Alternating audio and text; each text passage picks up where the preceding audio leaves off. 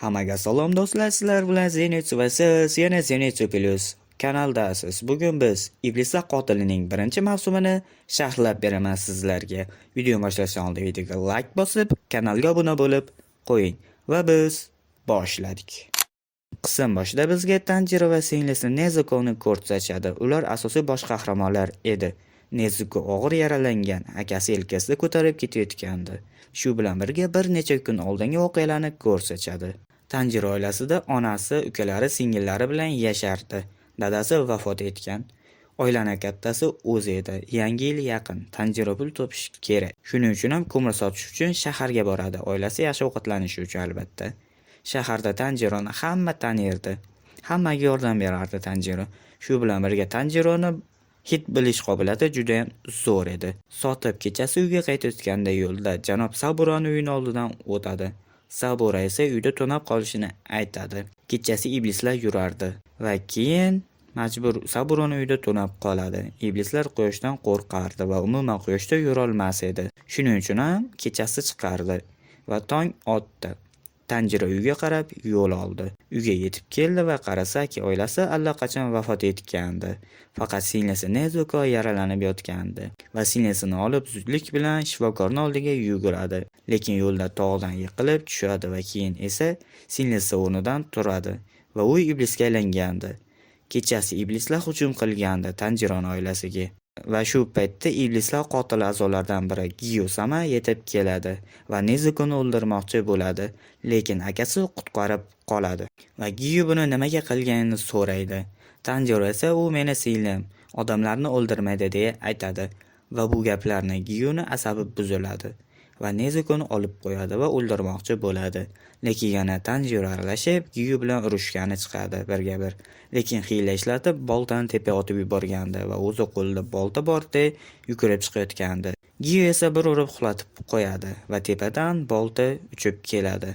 Sal qolgani Giyuga tegishiga va buni ustiga Nezuko ham Giyuni urib yuborib yuboradi va o'zi Tanjiroga qarab yuguradi. Giyu esa buni ko'rib, hozir uni qonini ichadi deb o'ylaydi. Lekin Nezuko akasini himoya qiladi va Giyu esa hayron qoladi. Nezukoni ham uxlatib qo'yadi va Tanjiro o'ziga keladi va oldida singlisi ham turgandi va u tirik edi. Giyu ham o'sha yerda edi va Tanjiroga Sagiri tog'iga borishini aytadi. U yerda bir cholni topasan deydi va Tomioka Giyu yuborganligini aytadi va u yerdan ketadi. Tanjiro va Nezuko oilasini ko'madi va u yerdan ketishadi. Yo'lda uylardan biriga duch kelishadi va u yerdan savat olishadi.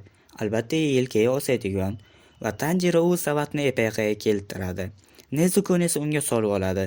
Sababi esa tongda yurish uchun albatta. Nezuko esa tanasini o'zgartira olardi va yo'lda davom etadi. Kechqurun ham tushib qoldi va yo'lda ibodatxonaga duch kelishadi. Ichkarida iblis borligini biladi va Tanjiro u iblis bilan jang qiladi. Jangga Nezuko ham aralashadi va kallasini uzib yuboradi. Lekin u iblis o'lmadi va shu paytda qariya ham yetib keladi va Tanjiro iblis o'ldirilmayotganini ko'rib, qariya buni to'g'ri kelmaydi deya aytadi va quyosh chiqdi. Iblis ham yo'q bo'lib ketadi. Qariya o'zini uyiga olib boradi ularni va keyin esa Nezukoni u yerda qoldirib, Tanjironi toqqa tashab keladi. Uyga qaytib kelsang, men seni tan olaman deydi va Tanjiro bir amallab uyga yetib keldi va uni tan oladi. Qariya unga suv texnikasini o'rgatadi, mashq qildiradi va chidamliligini oshiradi. Nafas olish texnikalarini ham o'rgatadi. Lekin qariya uni jangga yubormoqchi emas. Shuning uchun ham ulkan xarsang toshni kesishini aytadi. Lekin Tanjiro buni qila olmaydi. Qariyaning ikkita shogirdi bor edi, Sabito va Makoma degan. Ular jangda o'lishgan. Shuning uchun ham Tanjironi jangga yubormaydi. Lekin Tanjironing ko'ziga Sabito va Makoma ko'rinadi. Tanjiroga yordam berishadi va Tanjiro xarsangda ikkiga bo'ladi. Keyin esa iblislar qotili tashkilotiga har yili yangi a'zolar qabul qilardi va unga kirish uchun esa o'zining shartlari bor edi va Tanjiro ham u yerga boradi. Hamma odamlar o'sha yerga yig'ilgan. O'sha yerdan boshlab Maraga yetib borish kerak. U yerda iblislar juda ko'p edi.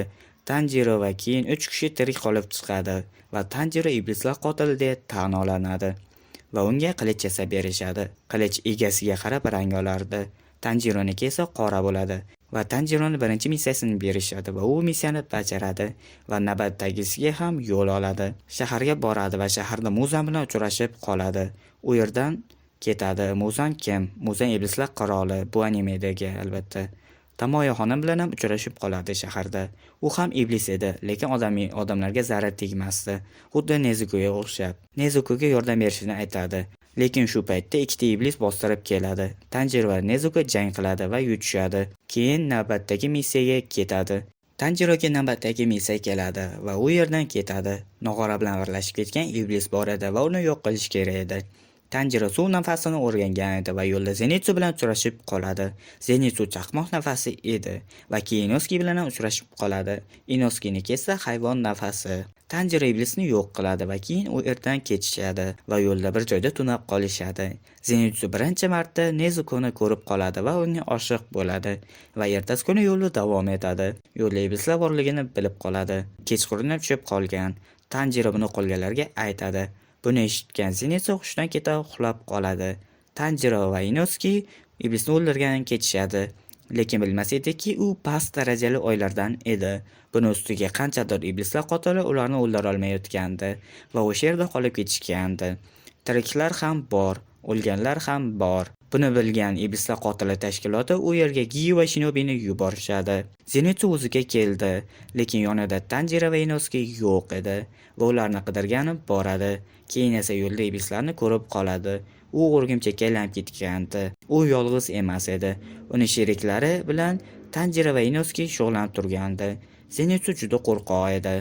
Jang qila olmas edi. Buni ustiga zaharlangandi. Zenitsu hushdan ketib o'rnidan turadi, lekin uxlayotgandi. Chaqmoq nafasi orqali iblisni yo'q qiladi va qulaydi.